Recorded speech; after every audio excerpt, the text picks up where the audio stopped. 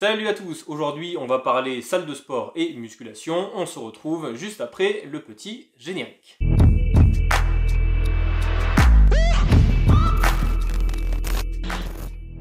Alors j'ai récupéré quelques chiffres comme ça, on a par exemple la vente d'haltères qui a bondi de 160%, on a la vente des tapis de sol qui a progressé de mémoire de 110 ou 112%, et les machines de musculation avec une progression quand même de 90%.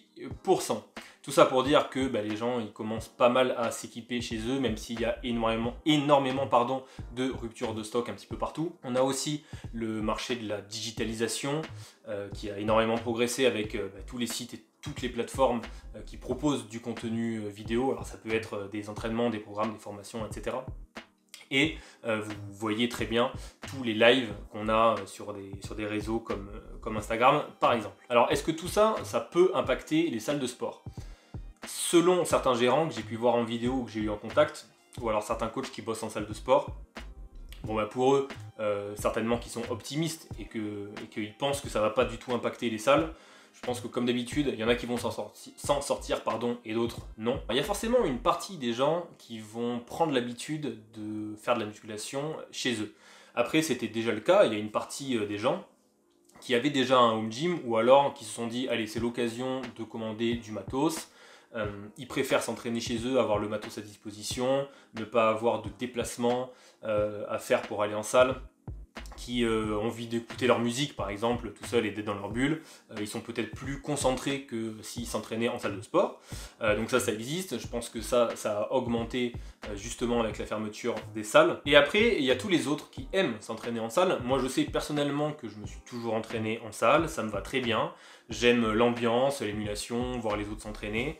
C'est aussi pour beaucoup de monde l'occasion d'entretenir des liens, ils veulent entretenir le lien social et puis échanger sur la pratique, c'est faire des rencontres, etc. Et puis on le voit avec toutes les salles qui sont ouvertes sous condition de présenter un certificat médical, et les coachs, les influenceurs, les athlètes, les personnes handicapées, elles y sont retournées tout de suite. C'est l'occasion de retrouver ce qu'on connaît, il y a plus d'espace, il y a plus de matos, il y a plus de motivation.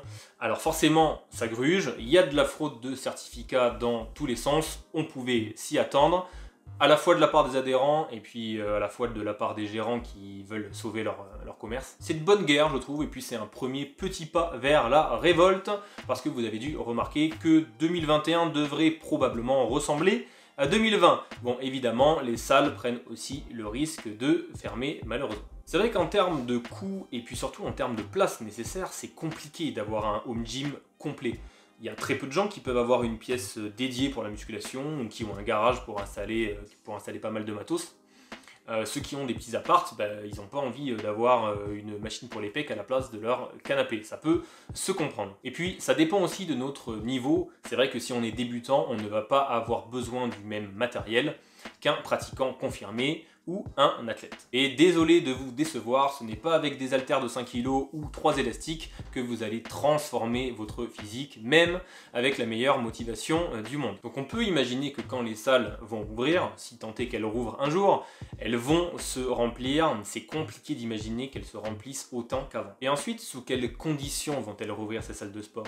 Est-ce qu'il faudra le port du masque obligatoire, le test PCR négatif, le passeport vaccinal, le test anal? On ne sait pas très bien comment ça va se passer. Alors on a Decathlon et une autre marque qui s'appelle Salomon je crois, qui doivent développer un masque sportif, et on a d'ailleurs la FNOR qui a publié son référentiel pour la confection de ce masque. Le problème avec ce masque sportif, c'est qu'il va falloir le tester sur le terrain, il va falloir un petit peu de recul dessus, sur l'oxygénation pendant l'effort, sur la fréquence cardiaque, qui va pouvoir contrôler que tout le monde porte le bon masque, combien il va coûter aussi, parce que c'est un coût supplémentaire qui peut dissuader certains pratiquants. En plus, ça se rajouterait à d'autres mesures déjà en place, avec des machines qui sautent à cause de la distanciation, avec un système de réservation des séances qui ne plaît pas à tout le monde dans certaines salles.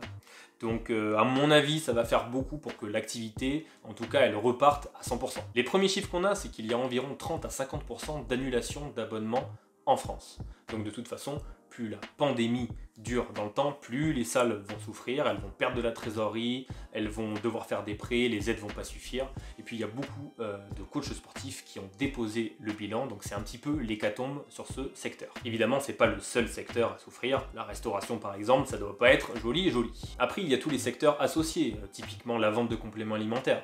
Bon, j'ai pas demandé à tonton Jeannot, mais à mon avis, c'est pas l'extase absolue. Il y a aussi le textile, je sais pas moi, Nike, Gymshark, Decathlon, etc.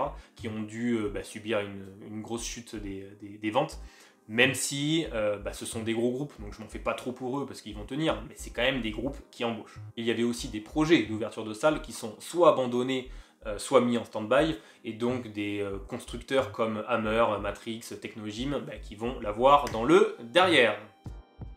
Et on le voit enfin avec l'annulation du salon du fitness en 2020 puis en 2021 parce que le marché est complètement déglingué quoi. On a aussi des études qui nous donnent des chiffres un petit peu bâtards avec une diminution de l'activité physique de 53% ou alors une augmentation du temps de sédentarité de 63%, merci Netflix, avec augmentation de la consommation de bonbons, de gâteaux, d'aliments transformés, etc. 35% des individus auraient pris du poids, 2 kg en moyenne. C'est une moyenne, donc il y en a qui en ont pris moins, mais il y en a aussi qui en ont pris plus. Alors je ne suis pas forcément le plus grand défenseur des études. Là on fait une moyenne, on ne sait pas forcément sur quelle tranche d'âge c'est.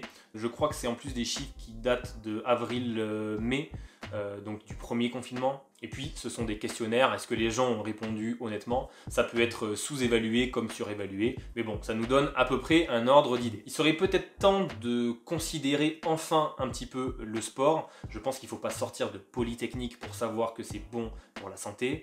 On n'a même pas eu de cluster en salle de sport, et puis même au-delà du Covid, c'est pour la santé en général. On sait que c'est bon pour le système hormonal, pour la santé cardiaque, pour lutter contre les états dépressifs, pour améliorer le sommeil, pour lutter contre l'obésité. Si en plus de ça, les gens sont de plus en plus sédentaires et bouffent comme des gorées, c'est des gens qui ont d'autant plus de chances de tomber malades, d'être fatigués, de moins bonne humeur, de moins bien dormir et d'être moins heureux dans la société. J'ai de réels doutes sur la fermeture des salles de sport. Évidemment, ça n'engage que moi, ce n'est que mon avis. Dites-nous en commentaire quel est le vôtre sur la question. On se rend compte qu'en France, une fois de plus, on se fout royalement du sport. On a bien compris qu'on était le pays de Pasteur, de la gastronomie et des lumières, mais alors le sport s'est relégué très loin derrière.